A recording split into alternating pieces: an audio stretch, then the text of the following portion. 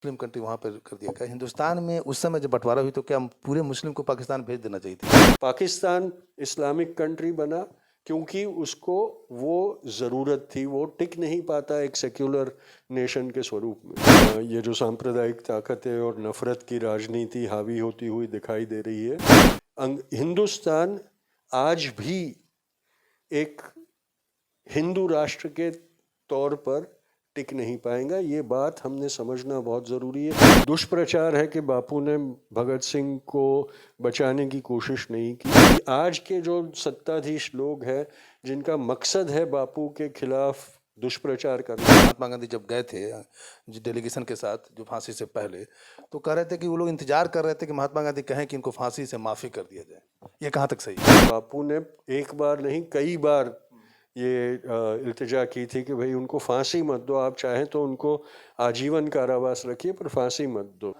नमस्कार, मैं शंभू कुमार। मेरे साथ मुझे आज ऐसा सौभाग्य मिला कि राष्ट्रपिता महात्मा गांधी के प्रपौत्र तुषार गांधी के साथ मुझे बातचीत करने का मौका मिला। सर, सबसे पहले आपको मेरे चैनल में आपका स्वागत है। शुक्रिया शुक्रिया। सबसे पहला सवाल ये कि सर, आज आप पटना आने का क्या उद्देश्य था? मैं 2 दिन पहले आया हूँ पटना और यहाँ पर जो सिविल सोसाइटी के लोग हैं, जो एक्टिविस्ट हैं, उनके साथ एक विचार विमर्श का आयोजन किया था कि आने वाले दिनों में सिविल सोसाइटी का क्या रोल रहेगा और स्पेशली 24 के इलेक्शनों के उपलक्ष्य में ये जो सांप्रदायिक ताकतें और नफ़रत की राजनीति हावी होती हुई दिखाई दे रही है, उसका सामना किस तरह से एक कलेक्टिव स्ट्रैटेजी के साथ किया जाएगा, उस पे विचार विमर्श करने के लिए एक बैठक का आयोजन किया था। उसके लिए मैं आया था और आज सुबह पटना में उसी के चलते उसके समापन के यानी इस बैठक के समापन और कार्यक्रम के उद्घाटन के उपलक्ष्य में एक प्रभात फेरी संकल्प यात्रा की गई थी, तो उसके लिए मैं आया था पटना। इस बात को आप मानते हैं कि अभी जो भारत में जो चल रहा है, सांप्रदायिक विवाद जो चल रहे हैं, खास करके हिंदू मुस्लिम की बातें, इस बात से आप एग्री हैं? बिल्कुल, और ये दुर्भाग्य है हमारा और हमारे लिए एक खतरा है कि वैसी जो विभाजन की राजनीति है वो या आज यशस्वी होती हुई हमें दिखाई दे रही है। वो ऐसी घृणा का प्रचार करके, ऐसे नफ़रत का प्रचार करके अपनी सत्ता जमाने में काबिल हो रही है, हावी हो रही है। ये हमारे लिए बहुत चिंता का विषय है। चिंता का विषय है। अब सवाल ये उठ रहा है कि जो देश की आज़ादी के बाद, देश की आज़ादी में महात्मा गांधी का जो रोल था, बहुत बड़ा योगदान था। खास करके बिहार से, वो चंपारण से ही वो निकले थे। आपको लगता है कि जो वो सोच करके देश की आज़ादी में शामिल, देश को आज़ाद करवाए, वो कंडीशन आज के डेट में है भारत का? नहीं रही है और ये हमारा दुर्भाग्य है कि 75 साल के एक बहुत छोटे कालावधि में हम इतनी दूर अपने आज़ादी के समय का जो तत्वों पे भारत पैदा हुआ था, उससे इतने दूर हम चले गए हैं कि हमारे रचनाकारों ने जो सपना देखा था भारत का, वो आज एक दुष्स्वप्न के रूप में सामने उभर के आया है। और अब हम चलते हैं, थोड़ा पीछे की तरफ चलते हैं। एक पीछे के साथ साथ वर्तमान पर भी बात करेंगे। अभी वर्तमान में बात करते हैं कि आज जब से बीजेपी की गवर्नमेंट आई है, तो नाथूराम गोड्स को लोग ज़्यादा प्रायोरिटी दे रहे हैं, कह रहे हैं कि वो सही थे, ये गलत थे। तो इसको थोड़ा सा आप क्लियरफाई कर दें। देखिए, आज घृणा की राजनीति जब की जाती है तो जो घृणास्पद पात्र है हमारे इतिहास के, उनको ही नायक के रूप में पेश करने की फितरत जगेगी और वो ज़रूरत पड़ेगी। इसलिए मुझे ताज्जुब नहीं होता कि जिनके पास प्यार का संदेश देने के लिए कोई प्रमाण नहीं है, वो घृणा का संदेश समाज पे हावी करने के लिए जो घृणास्पद पात्र है इतिहास के, नथुराम गोडसे के जैसे, उनका इस्तेमाल करे और उनको हीरो दिखाने की कोशिश करे। अब पास्ट में हम चलते हैं। कहा जाता है कि भगत सिंह की जो फांसी की सज़ा हुई है, उस फांसी की सज़ा में महात्मा गांधी अगर चाहते तो उनकी फांसी रुक जाती। देखिए, बापू ने बहुत कोशिश की थी। ये दुष्प्रचार है कि बापू ने भगत सिंह को बचाने की कोशिश नहीं की। सबूतों के साथ इसको झूठा साबित कर सकते हैं, क्योंकि कलेक्टेड वर्क्स में उनके और अरविंद के पत्र व्यवहार में भी इसका जिक्र कई जगहों पे किया गया दिखाई देता है। और अरविंद के जो सेक्रेटरी थे उन्होंने अपनी जब जीवनी लिखी उसमें भी लिखा था कि जब वो मिलते थे उन दिनों, तब बापू ने कई बार मौखिक रूप से भी उनसे ये याचना की थी कि आप भगत सिंह को जो भी सज़ा देना चाहे दे, लेकिन उसको फांसी की सज़ा ना दे, क्योंकि वो होनहार युवा है और उसकी ज़रूरत भारत को है। पर अंग्रेज़ ने अपनी साथ हिंसा के करने वालों को कभी बख्शा नहीं था, और इसलिए अंग्रेज़ जो एक बहुत वहशीली राज्य सत्ता थी, कॉलोनियल राज्य सत्ता थी, उन्होंने हमेशा जिन्होंने उनके खिलाफ हिंसा का मार्ग उठाया उनके साथ इसी तरह से वो बेदर्दी से पेश आए थे। इसलिए ये स्वाभाविक था कि उन्होंने भगत सिंह को माफ़ नहीं किया या उनकी सज़ा में रियायत नहीं दी। पर ये हमने ये भी समझना चाहिए कि भगत सिंह ने जब वो कृत्य किया तो शहीद होने के मकसद से ही किया, और इसीलिए उन्होंने ना कभी बचाव अपना किया कोर्ट में और ना ही माफ़ी मांगी अंग्रेज़ों के पास से, और इसलिए उनको वो चाहते नहीं थे कि उनको बख्श दिया जाए, और इसलिए उन्होंने अपनी इच्छा से फांसी का फंदा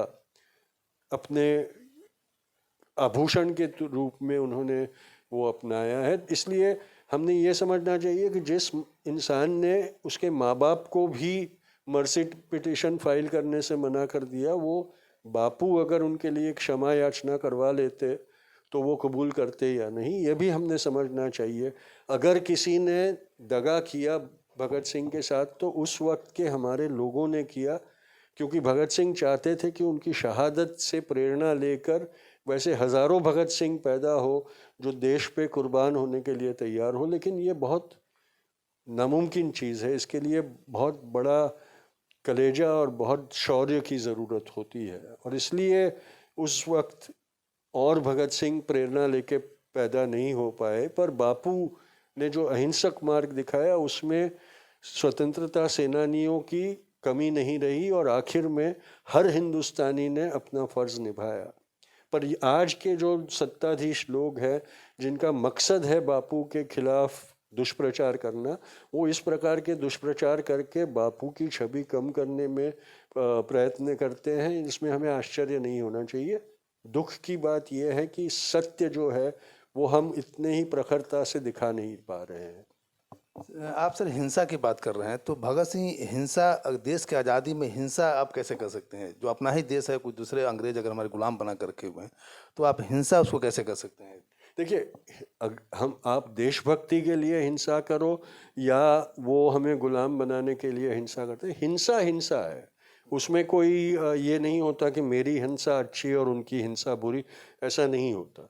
पर जो हिंसा के समर्थक हैं उनको ये अधिकार है कि वो अगर उनको लगता है कि हिंसा के मार्ग से अपना उद्देश्य वो हासिल कर सकते हैं, तो ये अधिकार सबको होता है, और वो अधिकार कभी भी नकारा नहीं गया था। तो फांसी की बात करें, ऐसा सुना जाता है कि जब लास्ट टाइम महात्मा गांधी जब गए थे जो डेलीगेशन के साथ, जो फांसी से पहले, तो कह रहे थे कि वो लोग इंतजार कर रहे थे कि महात्मा गांधी कहें कि इनको फांसी से माफ़ी कर दिया जाए। ये कहाँ तक सही है? नहीं, ये सारी मनगढ़ंत बातें हैं। बापू ने एक बार नहीं कई बार ये इल्तिजा की थी कि भाई उनको फांसी मत दो, आप चाहें तो उनको आजीवन कारावास रखिए पर फांसी मत दो। पर अंग्रेज़ सुनने वाला नहीं था। आप अंग्रेज़ की हिस्ट्री देख ले तो हम तो पराई एक नस्ल थे जिनके साथ उनको कोई रिश्ता नहीं था, लेकिन उन्हीं की नस्ल के जो आयरलैंड के लोग थे वो उनके साथ हिंसात्मक लड़ाई लड़ रहे थे। अंग्रेज़ ने अपने ही भाइयों को कभी बख्शा नहीं था। आयरलैंड के जो क्रांतिकारी थे उनको, जिन्होंने अंग्रेज़ों के साथ हिंसात्मक लड़ाई लड़ी, शांति होने के बाद भी उनको चुन चुन के अंग्रेज़ों ने मारा है। अंग्रेज़ों की फितरत में ऐसी वहशीली जनूनी एक संस्कृति है, इसलिए हमने ये समझना बहुत ज़रूरी है कि क्यों वो इसलिए इस तरह से व्यवहार करते थे। नेताजी के आईएनए के जो सोल्जर्स थे उनके साथ भी वही व्यवहार किया था, और पंडित जी और बाकी हिंदुस्तानी लॉयरों ने जब उनके लिए मुकदमे लड़ना शुरू किया, तब जाके अंग्रेज़ मजबूर हुए कि उनके साथ न्यायिक व्यवहार करें। उसके पहले उन्होंने कई आईएनए के जो सिपाही थे उनको अज्ञात में उनके साथ उन्होंने व्यवहार किया और शिक्षा की, दंडित किया और एग्जीक्यूट किया था। तो ये हमने समझना बहुत ज़रूरी है कि उनकी फितरत क्या थी। सर, ये 1857 में भी हमारे देश जो है ना आज़ादी के कगार पे थे, लास्ट मोमेंट पे था, तो उसमें आप किसको दोषी मानते हैं कि अगर शायद 1857 में भी देश आज़ाद हो सकता था? देखिए, देश कभी भी आज़ाद हो सकता था, लेकिन देश आज़ाद हुआ जब हालात सानुकूल हुए, तब वो आज़ाद हुआ। ये बात हमने समझना बहुत ज़रूरी है। उसके पहले कितने प्रयास हुए और उसमें कौन निष्फल हुआ, उसके दोषारोपण करने का ये वक्त नहीं है। पर जब वक्त आया तब देश आज़ाद हुआ और तब जो लोग सामने थे उनको वो श्रेय गया। इसका मतलब ये नहीं हुआ कि जिन्होंने कुर्बानियाँ दी उस आज़ादी की लड़ाई में 1857 से लेके 1947 तक, उनका कुछ कम उसमें सहभाग था, ऐसा मानने की हरगिज़ ज़रूरत नहीं है। लेकिन ये प्रथा है कि जब जीत होती है तो जो सेनापति खड़ा होता है मोर्चा लगाए, उसके सर पे ही उसका सेहरा बंधा जाता है। सर, अब भारत और पाकिस्तान के लास्ट क्वेश्चन है, बंटवारे की बात करते हैं। क्या जिस तरह से पाकिस्तान को मुस्लिम कंट्री वहाँ पर कर दिया गया, हिंदुस्तान में उस समय जब बंटवारा हुई तो क्या पूरे मुस्लिम को पाकिस्तान भेज देना चाहिए थे क्या? देखिए, हिंदुस्तान इस तरह के सवाल अभी कर रहे हैं लोग। नहीं, करने दीजिए, हमारे पास उसके जवाब है। हिंदुस्तान कभी भी सिर्फ हिंदुओं का नहीं रहा, क्योंकि अगर आप ये कहेंगे कि हिंदुओं का ये राष्ट्र है तो कौन हिंदू है उसकी भी परिभाषा आपने करनी चाहिए, क्योंकि हमने खुद ने अपने अंदर अपनी जाति में, हिंदू धर्म में लोगों को समानता का दर्जा नहीं दिया। जब हिंदू की बात आती है तो हम ब्राह्मण, वैश्य, क्षत्रिय और शूद्र की भाषा करने लगते हैं। तो फिर किसका था वो हिंदुस्तान? कौन राज करता? ये सारी बातें हमने समझना बहुत ज़रूरी है। इसलिए जब हिंदू राष्ट्र की बात करते हैं तो हिंदू राष्ट्र के मायने क्या होते हैं उसकी भी डेफिनेशन होना बहुत ज़रूरी है, क्योंकि सेक्युलर इंडिया का कॉन्सेप्ट जब आज़ादी के बाद आया तभी ही एक राष्ट्र की परिकल्पना धर्म और जाति से ऊपर होके की गई थी। उसके पहले जब भी बात की जाती थी तो उसमें वर्ण व्यवस्था की बात आ जाती थी, जाति की बात आ जाती थी, धर्म की बात आ जाती थी।